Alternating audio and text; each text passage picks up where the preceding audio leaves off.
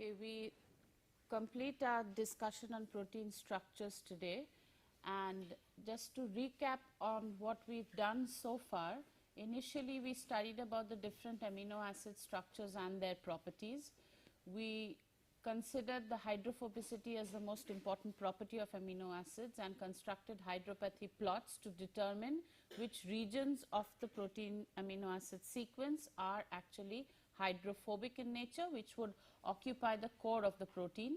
We then went on to do the protein hierarchy, meaning the different structural properties of proteins from the amino acid sequence to the final quaternary structure which some proteins adopt. Then we consider the secondary structural elements, mainly the alpha helices and the beta sheets, and their different properties as to how they interact and what are their specific features, be it the backbone or the hydrogen bonding properties. Then we constructed a helical wheel to figure out which regions of the alpha helix would be inside or facing the surface of the protein. And then finally, we went to certain properties of proteins and predictions of secondary structures. Now that we know something about proteins, we have to consider now the different classes of proteins that are formed based on their structure and solubility. Some of these we have gone over initially. For example, if we look at myoglobin, it is a globular protein. So, it is more or less shaped like a globule, which is the case with most proteins. We understand now that on the surface we are going to have hydrophilic residues, and within the core we are going to have hydrophobic residues which tend to remain away from the solvent as far as possible. The structure that you see here is the heme, which we will be studying later on when we consider myoglobin and hemoglobin specifically. Now, if you look on the right hand side, we have the membrane proteins. The membrane proteins, as we studied last time, are embedded in the phospholipid bilayer that forms the cell membrane, and we have these helices that are transmembrane helices, and we also did hydropathy plots to figure out how we can actually determine which of these helices or where they are going to span the membrane. And we also learned that on the surface of these helices, it is likely that we are going to have hydrophobic amino acid residues so that they can interact with the hydrophobic tails of these lipids. There is another class of proteins that are fibrous proteins. From the name, you can figure out what the construction of it is going to be. They are more or less fibers, okay? And they are adopted to give strength to the structure of the protein.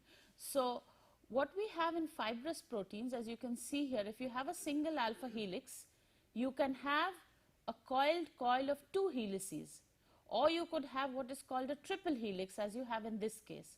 So, the interactions here would result in what is called a fiber, and you recognize that these long fibers or large sheets that are actually formed are parts of structures that require mechanical strength. For example, alpha keratin and collagen are two such examples of fibrous proteins, and because of their strength or because of their structure, you find them, for example, in hair or in muscles.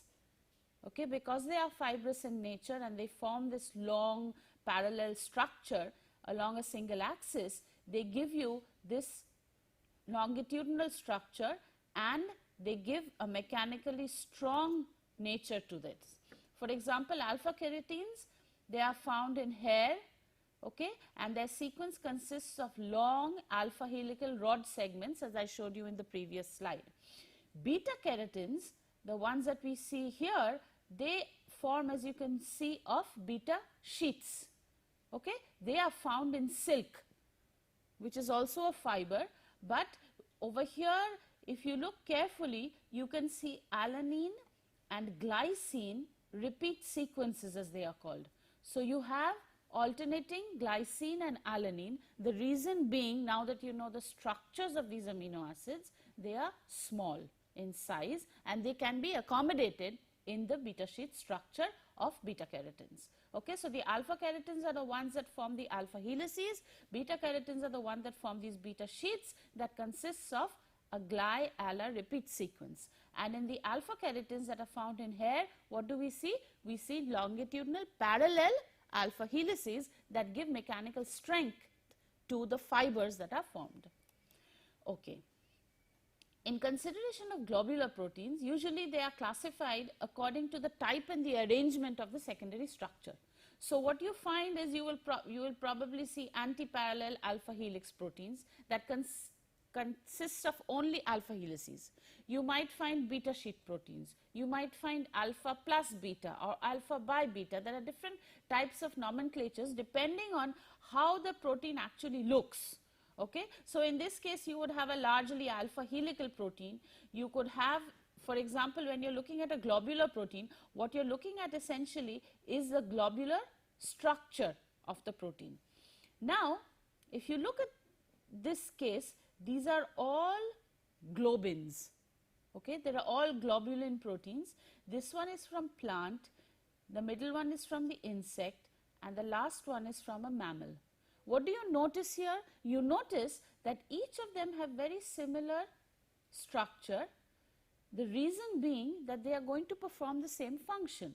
So whether it is from a plant or an insect or a mammal, because these globins perform similar functions, they have similar structures.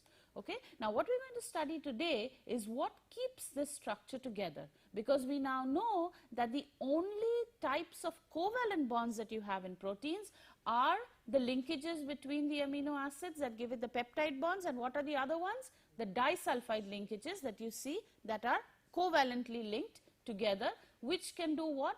They can bring different parts of the chain close by. Okay. And we also know of the alpha helices and the beta sheets that also bring parts of the structure together, and what are they connected by? Not covalent bonds but hydrogen bonds. Okay. So what are the forces that are going to drive protein folding? Because now we don't have our polypeptide chain anymore, we have a folded protein structure. Okay. And what we need to know is how this protein folded structure is formed. Now there are certain terminologies here that I am going to go through. One is called hydrophobic collapse. Now what we mean by this is that you know that the core of the protein is hydrophobic in nature. So it may so happen that initially when the polypeptide chain is formed, there is a hydrophobic collapse, meaning that there is a hydrophobic core formed first, and the rest of the protein chain then will gradually form alpha helices or beta sheets or interconnectors such as loops or turns to bring about the three-dimensional structure. So initially you are going to have a collapse, the polar surface is going to interact with the solvent, and we are going to have gradual formation of the alpha helices. There may be another case where the alpha helices are formed first. So there would be local interactions first, followed by gradual collapsing of the overall structure. What you are looking for is minimum volume, where you don't have very large cavities, because that would open up the protein. The disulfide bond formation you recognize will stabilize the protein. Why? Because it will bring different parts of the polypeptide chain close to one another. Then you have hydrogen bonds, which we studied in detail in case of alpha helices and beta sheets, which will bring different parts of the protein structure together. Again, we have polar and electrostatic interactions, which we are also going to study and consider how we actually form these ionic interactions or other polar type hydrogen bonding between amino acid residues. Okay. Now, what we have now is we have what is called an unfolded form, that was the polypeptide chain, and we have a native folded form of the polypeptide chain. Now, if we look at the hydrogen bond once more and see how it stabilizes the interactions, for example, in alpha helices and beta sheets, you now recognize that we do have a lot of hydrogen bonds here, and what happens is the accumulation of these hydrogen bonds renders a large amount of stability to the protein. Okay, because it's not just one hydrogen bond that you have a series of hydrogen bonds both in alpha helices as well as in beta sheets, And you also recognize here that in an antiparallel case, the hydrogen bonding is between similar amino acid residues, and what happens in the parallel case? They are between different amino acid residues. Okay, that's very clear here, and we also did this in the last class. So, what are these structure stabilizing interactions? The covalent, we are not talking about the peptide bond anymore because we already have the amino acid sequence. Okay? So, the amino acid sequence means that the amino acids are linked together to form the polypeptide chain already. But now, we also know that we have these disulfide bonds that actually form from the link of two cysteine amino acid residues in forming a cysteine bond where we have this SS linkage. Now, these can be very far apart in the structure and bring the polypeptide chain close to one another. So, we would have a structure stabilizing interaction in the form of a covalent bond in the form of disulfide bonds of cysteine residues. What are the other cases? The van der Waals forces that are weak electrical interactions. They are transient in nature. We have hydrophobic. What are these? These are clustering of non-polar groups together, like we form the hydrophobic core of the protein. Then we have hydrogen bonding. What do we have in that case? We have a donor atom that has the hydrogen attached to it, and we have an acceptor atom. And what happens in this case? We have the hydrogen atom that is sort of partially shared because of the acceptor atom, and the donor atom having partially delta negative charges and the hydrogen being delta positive. Okay, so now what are all these interactions? All these interactions are non-covalent in nature. There is no covalent linkage. But what happens is, when you add these all up, you have a substantial amount of energetic favorability for the folded conformation. Okay, we are going to study that in a bit more detail as we go along. Now, what do we have here? This is called what we mentioned about the hydrophobic collapse or a hydrophobic effect, so to speak. When we have a non-polar solute, there is no possibility of hydrogen bonding. Why? Because we do not have any polar group or any group that can act as a donor. What do we have to have? We have to have a donor and an acceptor. But in the case of a polar solute, what do we notice? In case of a polar solute, we see that there is the possibility of hydrogen bonding. So, when we have, so what would we expect on the surface of the protein? All these polar residues that can interact with the solvent will preferentially be on the surface of the protein. However, the non-polar solutes that have no such interaction with the solvent around it would tend to be in the central part of the protein, or rather what we call the core of the protein, the hydrophobic core. Now, this is an example of a structure stabilizing interaction. What do we have here? We have an ion pair. What is an ion pair? An ion pair would link a lysine and an aspartic acid together, because you have to remember that it is not always possible for all the lysines or all the aspartic acids or all the basic and acidic charged amino acid residues to be on the surface. The reason being that it may so happen that it follows a large hydrophobic region. So, that would tend to be in the core. Then the covalent bond is not going to break, but the lysine is there. So, what it's going to have is what is called an ionic interaction, or what is called an ion pair formation with a charge of an opposite kind in the protein chain itself. So, that is going to affect the folding, because the lysine is going to be looking for an acidic amino acid residue close by, so that it can form this ion pair. Okay? So, what is that going to do? That is going to change the folding in a sense. Okay? It is going to affect the folding. In, say, if you had all of these hydrophobic in nature, then the nature of the folding would definitely have been slightly different than what you see here. Okay? What do we observe here? We observe a lysine, that is a basic amino acid residue, have an ionic interaction, an ion pair formation with an aspartic acid residue. Okay? What do we see here? This is a case where you can have hydrogen bonding. Okay, we do not have ion pair formation here, but what do we have? We have a donor. Who is donating? Serine is donating, and we have an acceptor, that is the carbonyl oxygen of the amide group of the asparagine. Okay, so this would be the formation of a hydrogen bond. This would be the formation of an ion pair, and both of these are extremely important in forming your final protein folded structure. So, what do we have? Now, when we consider energy terms, what are we talking about in energy terms? Let's just look at what energy terms we can have.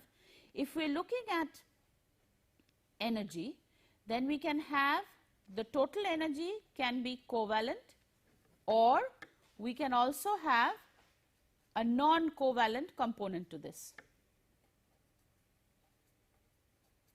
Right? When we are looking at the covalent energy components, because this is contributing to our total energy. Now, under the covalent ones, what do we have? We have bond formation, normal bond formation that is going to contribute.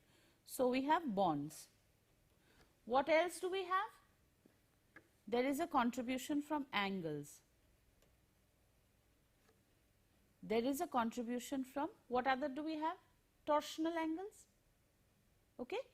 So, we have energy contributions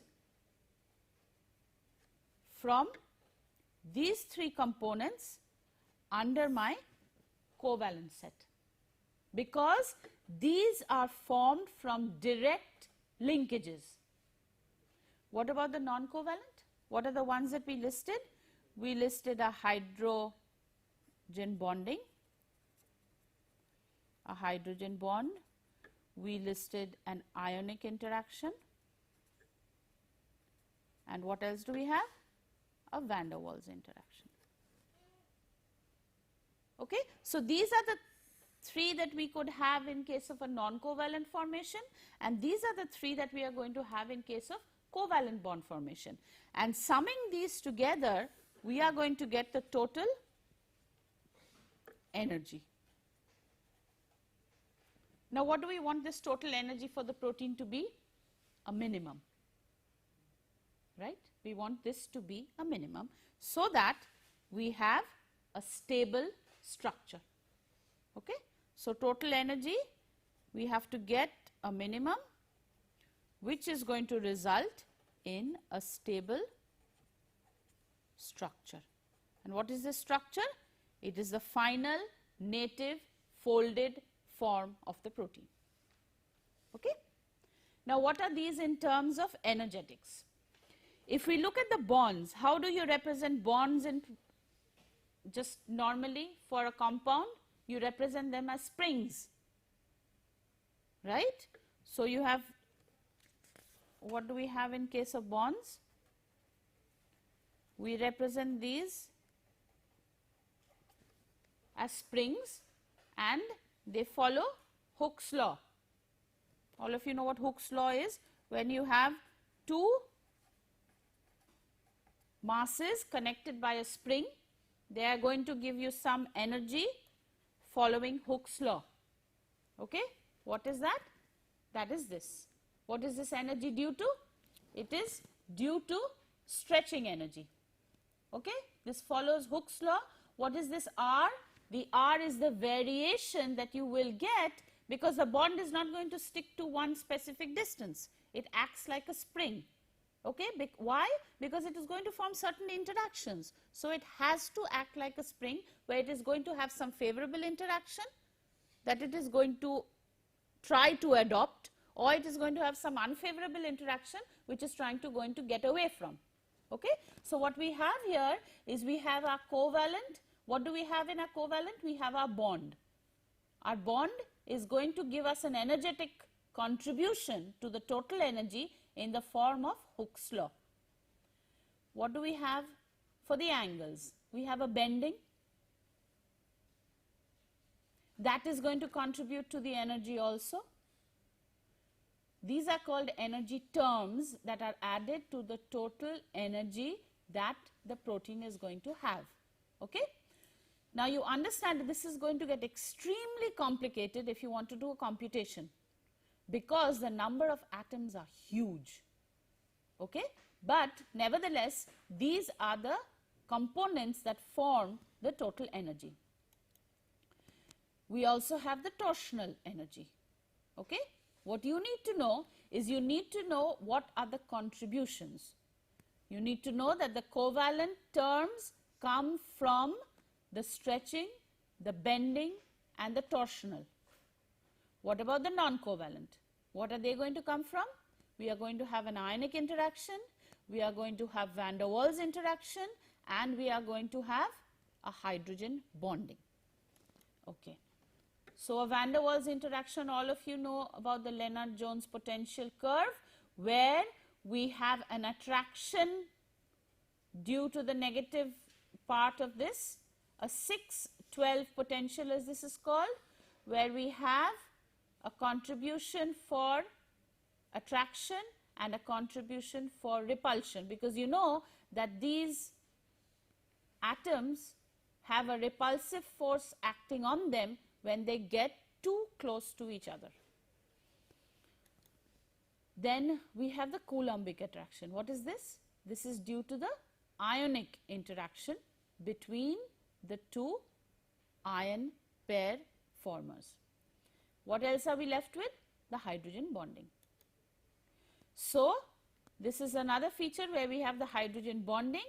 Again, we have a 10-12 in this case potential. Now let's look at this once more. What are we talking about here? We are talking about the total energy that a peptide would have, a polypeptide would have, based on its energy terms. Now what are these energy terms? We have energy terms, contributions from the covalent component and contributions from a non-covalent component. Okay? Now the covalent component is comprised of 3 parts. These 3 parts you have to remember from the name itself. Why are these covalent? Because they are directly linked. You have to remember that if you have a spring, it means that the two atoms that we're talking about here are directly linked to one another. If we're talking about an angle bending energy, these are linked to one another. If we're talking about a torsional energy, the atoms are linked to one another.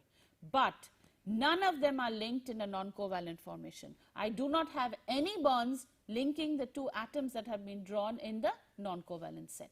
Okay? So when we're talking about a covalent contribution, we are talking about energy contributions from parts of the protein structure that are linked to one another. One is the bond, the second is the angle, the third is the torsional part. For the non-covalent set, we have the van der Waals, the Coulombic attractions and the hydrogen bonding. Okay. Now, if we look at the interactions and their approximate bond strength in kilojoules per mole, you see that covalent bonds are extremely strong. Ionic bonds are 20 to 40 kilojoules per mole. Hydrogen bonds are approximately 5 to 10 kilojoules per mole. Hydrophobic are 8, van der Waals are approximately 4. Okay? But when we consider a combination of the large number of hydrogen bonds, van der Waals or hydrophobic interactions that are possible, they add up together. Okay? Making it a strong folded structure because of the multitude of interactions that are possible. Okay. Now what I have listed here is what is called an energetic contribution due to suppose, for example, you were to do a calculation to figure out what the total energy of a protein was. Okay? You would use something called a force field. I'm not going into, definitely not going into the details of this because it's beyond this course.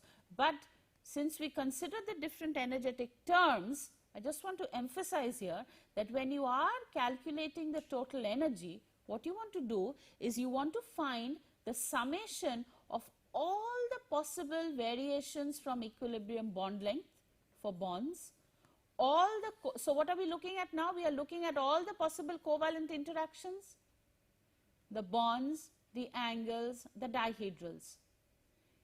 In this case here, this is a very crude one because I have not considered hydrogen bonds here. What do I have here? This is for van der Waals. This is for Coulombic attractions. But I am missing out hydrogen bonds because you understand that when you are doing a computational calculation here, it is going to be extremely difficult to try and calculate all the bonds, because as soon as you form a dipeptide, you recognize how it is going to change or increase the number of bonds, increase the number of angles, and increase the number of dihedrals. Okay? So, we have an extremely large number as you go from a single amino acid to a dipeptide to a tripeptide, and if you consider even the smallest protein that would have approximately 30 amino acid residues, that would be extremely difficult to compute, okay? Because you can understand the multitude of interactions that are going to form based on the number of atoms that you are going to have in it. Okay. So, what do we have? We have a final native structure. What is this native structure? We have a well-defined 3D structure. It has a specific function, and we remember we spoke about the specific isoelectric point due to the type and number of amino acid residues it has. So, what are we going from? We are going from a relatively unfolded structure to a folded structure. Okay? So, basically I spoke about Levinthal's paradox last time, where there were a multitude of open conformations that were possible for the polypeptide chain, but it formed this single native structure. Okay? So, what is happening now is when it forms the native structure, we have all these interactions that are taking place now. Hydrogen bonds between the alpha helices, hydrogen bonds in the alpha helices, hydrogen bonds between the strands of the beta sheets. Then what are the other interactions that we can have? Disulfide interactions that are going to form the covalent interactions, hydrophobic interactions, van der Waals interactions, and other electrostatic and Coulombic hydrogen bonds and all others between the different amino acids in the protein. Okay?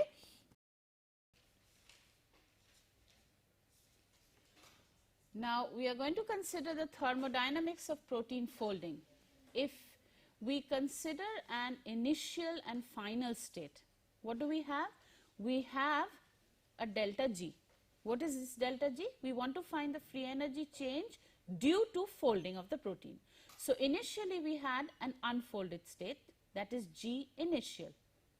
We have now a folded state, so that is G final.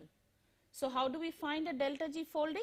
We know that is the G final, which is G folded, minus G initial, which is G unfolded. So, what do we have to consider? We have to consider, we all know that delta G is what? Delta H minus T delta S. So, I have a delta H folding minus T delta S folding.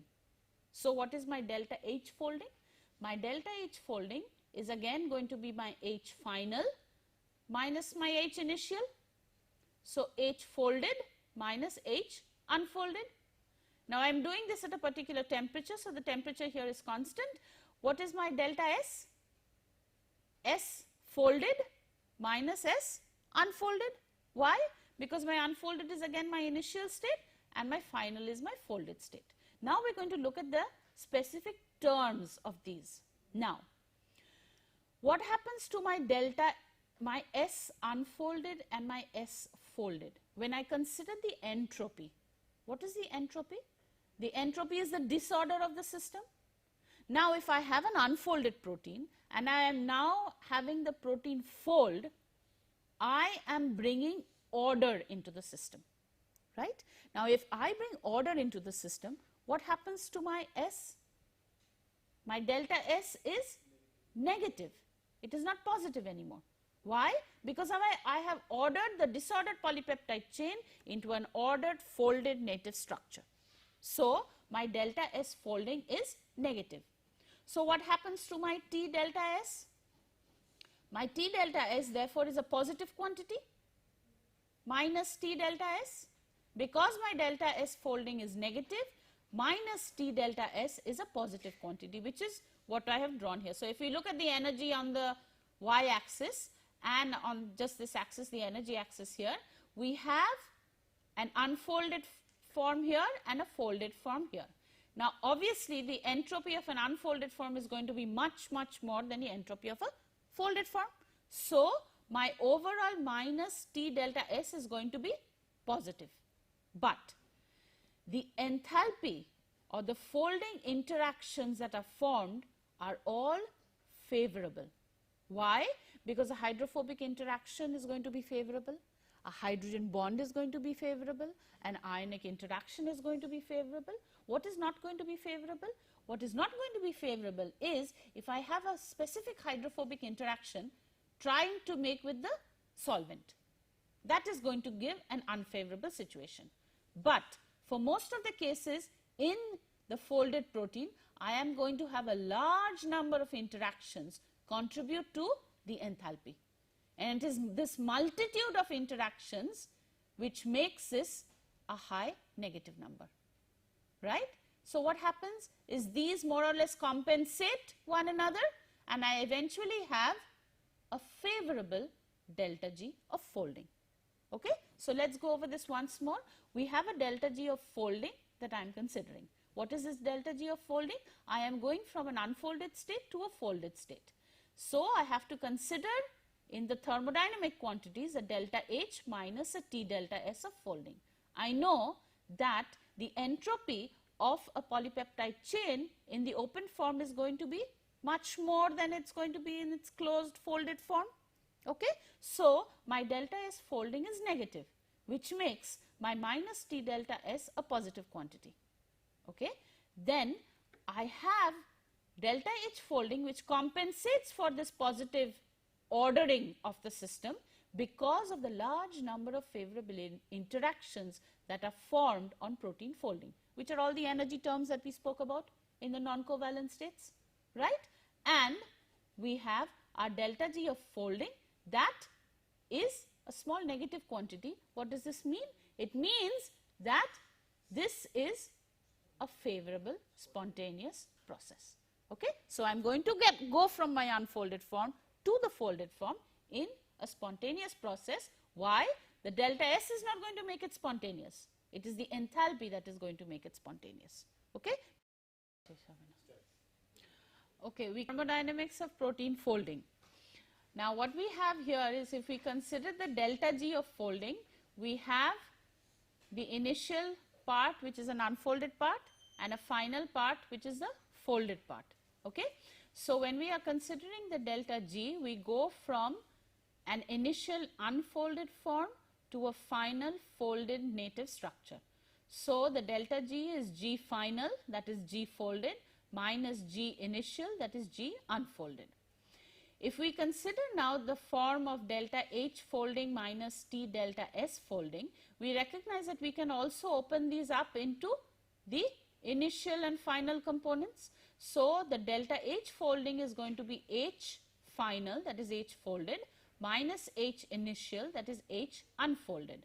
Similarly for delta S, we can have S folded minus S unfolded. Now, if we consider the entropical considerations, if we go from an unfolded form that is disordered to a folded native conformation, the entropy contribution delta S is going to be a positive quantity, a negative quantity. Why? Because we are ordering the system. A positive quantity is when we have more disorder.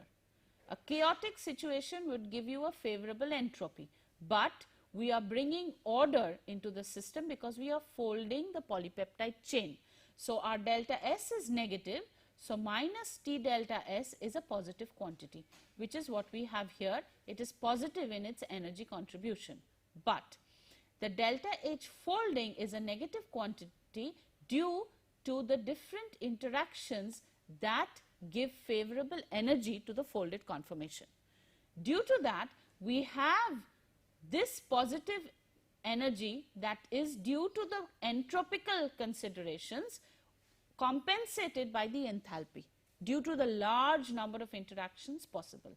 So, the overall delta G folding is a small but negative quantity, meaning that you have favorable spontaneous folding from the unfolded to the folded native protein. Now, if we consider the native state and the denatured state, this is in an equilibrium situation. The beginning of the protein begins at N and it ends at C. So, we have a disordered orientation here, that is also called an unfolded state or a denatured state, and we have a native state in this case. So, if we have a delta G associated with it, we are going to have an equilibrium associated with it. So, we have a K, that is minus RT ln K, the K being the equilibrium between the denatured state and the native state. So, the stability of the native state is defined as the difference in free energy between the native and the denatured states. So, what do we have in the native state? We have a compact structure, intramolecular non-bonded interactions, and the entropy significantly decreased because of the well ordered conformation. For the denatured state, what are the features that we have? We have a non-compact structure, we have intermolecular non-bonded interactions, we have a large delta S due to the large number of different conformations. All of these contribute to the delta G of the system, the delta G of folding, which is going to be a small but negative quantity because we are going to have spontaneous folding from the denatured state to the native state. Now, if we consider the different interactions that we had, what were the different interactions that we had? We had hydrogen bonding, we had electrostatic interactions, we had van der Waals interactions, hydrophobic type interactions. Now, I can denature the protein if I add certain denaturants to it or I increase the temperature. Now, we have to consider that in the process of denaturing, I am disrupting the actual interactions that were holding the protein folded together. Okay? So, if I look at all the different conformations that I had, so if I had a protein helix structure and I had some sheets, what do I have? In this folded structure, as I add a denaturant, say I add urea, urea disrupts the hydrogen bonding. Now, if I disrupt the hydrogen bonding of an alpha helix, what is it eventually going to do? It is going to open up the helix, right? Because the hydrogen bonds now that were present here would preferably form with urea. So, urea sort of gets into the protein structure, disrupts the interactions that were holding the folded or the protein polypeptide chain together, right? Now, what happens if I heat it? Again, if I heat this, for example, you know that if you heat albumin like egg, what happens? You form a solid mass. Basically, what are you doing? You are denaturing the protein. Denaturing the protein. So, if you have a solid globular albumin structure, when you heat it up, what are you doing? You are decreasing the solubility, you are aggregating it. Why? Because you are opening the polypeptide chain up. As you open the polypeptide chain, what happens? You have this mass formed, and so each of these structures that are supposed to look identical are opening up into a denatured form, forming a solid mass of aggregate, and you have now a denatured protein. This is a denaturation due to temperature. Okay? So, what we can have is, if we go back here, essentially what we are doing in protein denaturation is we are disrupting all the interactions that were possible. What were these interactions? Hydrogen bonding, van der Waals interactions, and ionic interactions. What can we denature proteins by? By increasing the temperature. We can also add different denaturants. For example, acid. What is acid going to do? How is acid going to change the components, or how is it going to disrupt the interactions? Or we could add urea, or guanidinium hydrochloride. That's guanidinium hydrochloride. Okay, so what can we do? What happens if I add acid? It means I am adding H plus. What happens when I add H plus? For example, all the groups, acidic groups, for example, what comprises these groups? Aspartic acid or glutamic acid. What is going to happen to them? They are going to get protonated, right? So if they get protonated, what do I get? This is what is going to happen on addition of acid. Now, if this aspartic acid or glutamic acid happen to be involved in an ionic interaction with, say, lysine, what would then happen? It would disrupt the ionic interaction, right? So if, now what are we saying? We are adding acid to our protein. Now when we add acid to our protein, any group, any acidic group that had the free carboxylic group in its ionized form would get protonated, and if this aspartic glutamic acid that could form an ionic interaction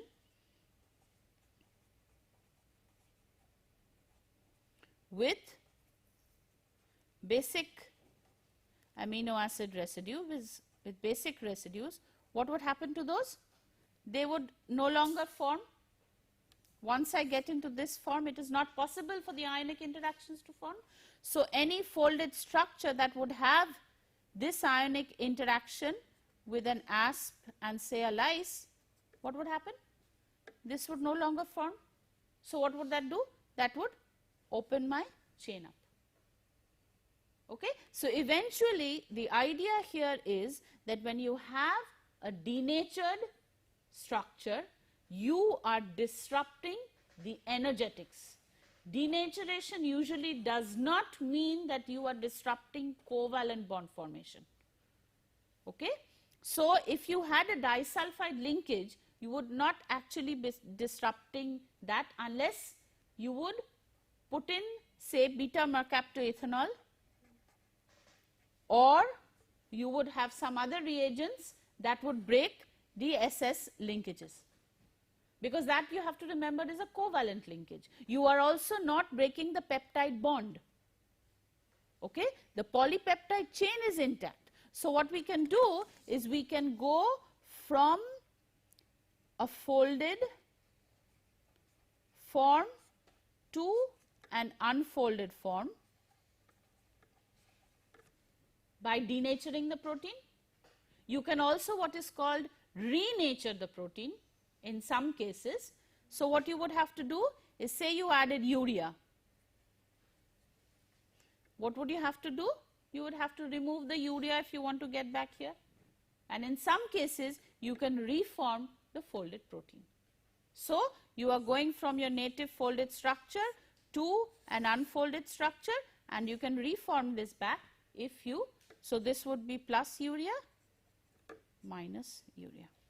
You could form your folded structure back again. So what we learned today was, we learnt about the protein folding,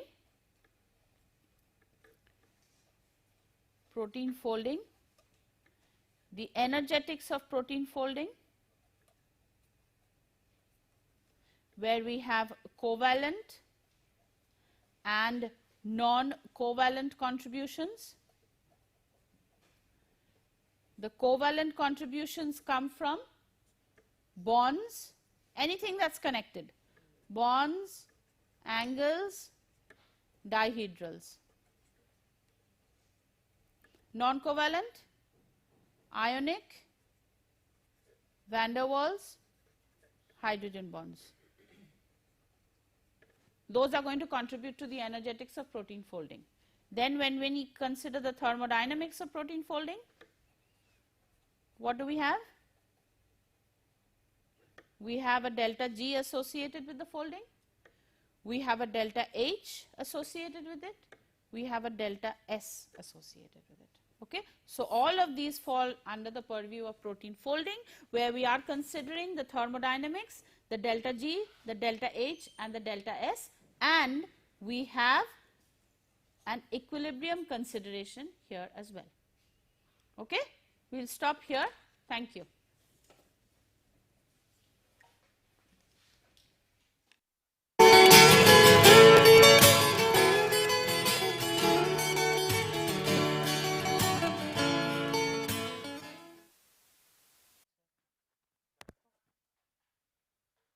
Okay, we start our discussion on enzymes. We've considered what proteins are, we've studied protein structures, the constituents of proteins, that are the amino acids and their properties. What we're going to start today is our study on enzymes, which will cover about 3 lectures, and we'll be studying the enzyme mechanisms of a few enzymes, which will be basically ribonuclease, lysozyme and a serine protease. As we go along, you'll see what they mean. Now, you've heard about enzymes. You know that you need them in the body for digestive purposes. You need them actually for any process that goes on in the body. Okay? So, whether it's your respiratory process or your digestive process or whatever other process is going on, all of them are enzymatic processes.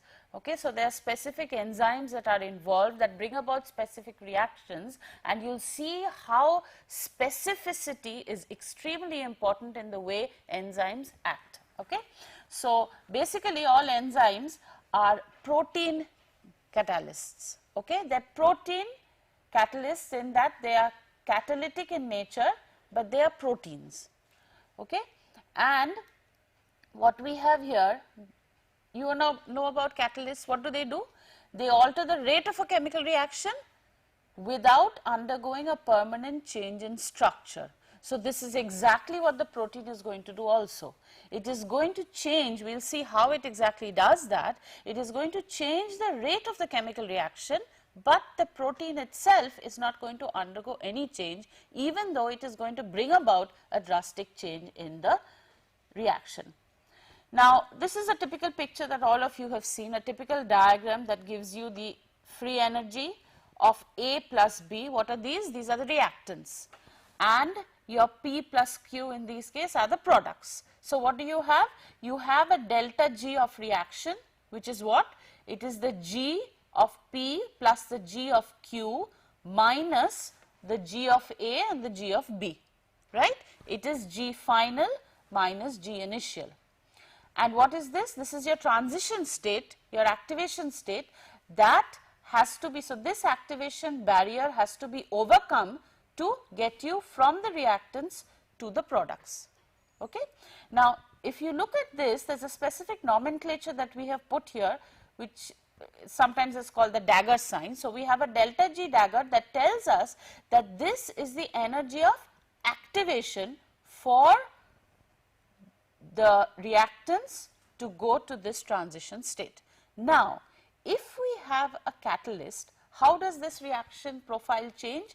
It changes in such a manner that for the reaction A plus B going to P plus Q, we have now a catalyzed portion of the reaction, a catalyzed reaction in which our activation energy has decreased. In decreasing, what does it do? The reaction is catalyzed. It means that the rate has been enhanced. Okay? A, capital K is for equilibrium always, and small k is always for the rate. So, we have a small k for the uncatalyzed reaction.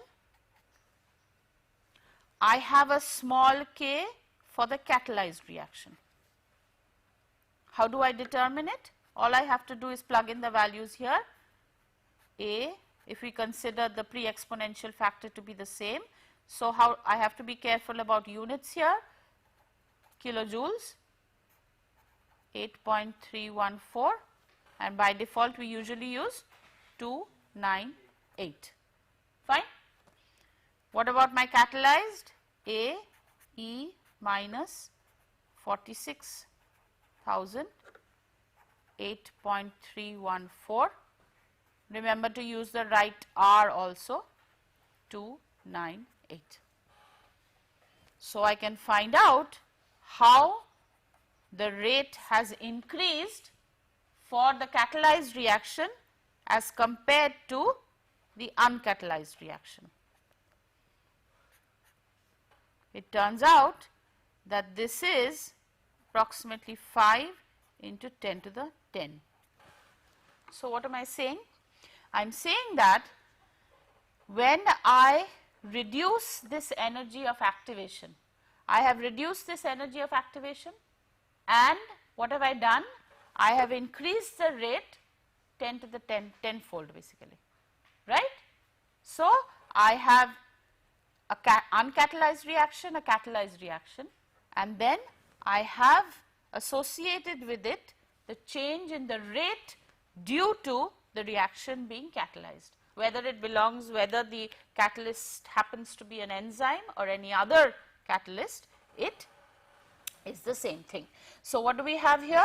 We have our enzyme plus substrate, and we have our enzyme plus product. Okay. So, what is our catalyst? Our catalyst is the enzyme. If you notice, what do we have in the beginning? In the first slide that I showed you, what was the first slide? We had A plus B going to P plus Q. What do I have here? I have E plus S going to E plus P. So, what is my E? My E is my catalyst that is transforming the substrate to the product, but itself is remaining unchanged. Okay. So, it is not like a normal reaction where you would have A plus B going to P plus Q, it is E plus S going to E plus P. E remains as it is in this reaction. Okay. So, what do enzymes do? There are certain quantities that you have measured. It is your experiment. What do you know? You know the amount of substrate you have added. You know the amount of total enzyme that you have added, but you do not know at what time how much enzyme substrate is actually being formed, right. So, what you know is these are the quantities you know. You know what S is, and you also know what the total enzyme concentration is, right. Now, at any time t, the total enzyme concentration is going to be what? Whatever free enzyme is left plus whatever has formed the enzyme substrate complex, because the enzyme cannot go anywhere else. It either is free or it has formed an enzyme substrate complex, right. So, that is what our ET amounts to. Okay. So, now if I change the expression and instead of the enzyme concentration, I write ET minus ES. I can write this for the free enzyme. Where do I have this quantity in my expression? Here. So, this is where we are going to now substitute this. So, do that. So, if we do that, what do we get? We get K minus 1 plus K2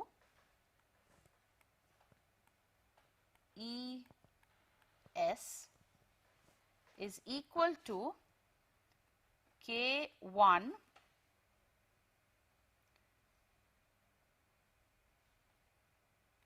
ET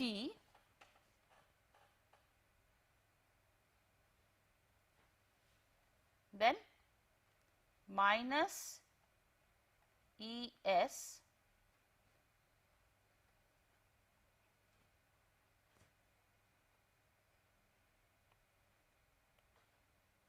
that is what I have.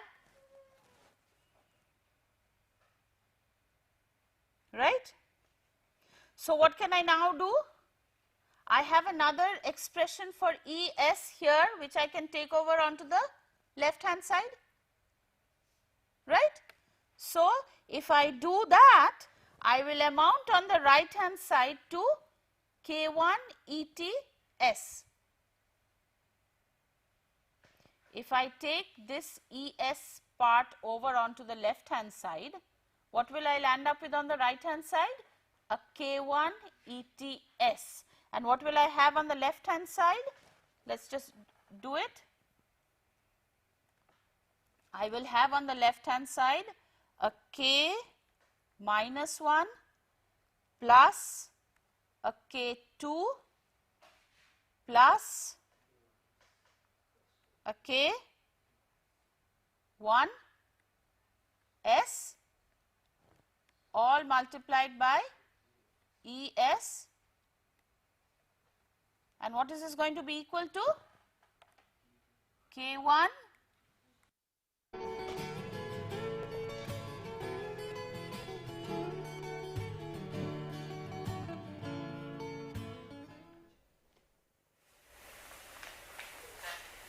We continue our discussion on enzymes and enzyme kinetics. What we discussed last time was Michaelis-Menten enzyme kinetics. Now for this we have a particular reaction scheme where we have the enzyme react with the substrate to form what is called an enzyme substrate complex. Now in this enzyme substrate complex we have an equilibrium as to what is called a pre-equilibrium step, which then finally dissociates into the products E plus P. Now